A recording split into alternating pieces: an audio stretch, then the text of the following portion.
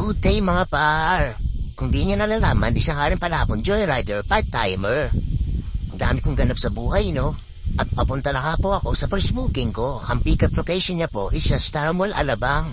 Malapit lang sa amin yan at papunta na nga po ako sa kanya upang ihatid siya kung saan siya pupunta. At papunta na nga po ako sa pick-up location niya dito sa Star Mall, Alabang at nakarating na nga po ako kay CS. Uy, ang ganda ni ma'am. Pinigay ko na nga po agad yung helmet niya. At rapoy niya po isa Las Piñas via CAA Road at kaya na nga po sumakay na nga po siya sa motor ko. To make them story short, bilisan ko na nga po pagpapatakbo. Kita naman sa video, 150 kph siya upang makarating kagad kami sa drop location ni ma'am. Yun na nga po, nakarating na nga po kami sa drop location ni ma'am dito sa may Las Piñas. Hindi ko alam saan division nito. Hindi niya alam kung saan siya pupunta. Nagtanong pa siya sa akin na hindi naman ako taga rito.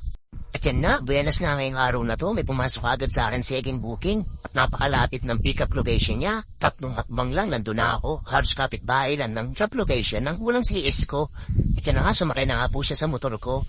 At papunta kami sa BF Paranaque, malapit lang din dito.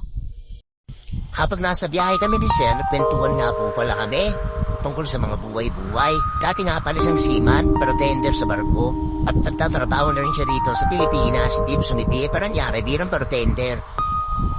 Trap na nagkwentuhan namin ni Sir, nalibang ako at nandito na rin po pala siya, malapit na sa drop location niya at bababa na siya.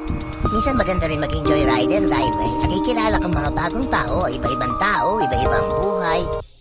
At yan na nga po, nandito na nga po kami sa drop location ni Sir. At yan, bibigyan niya na kanyang pamasahe. At dito na rin po magtatapos ang video na to. Maraming salamat.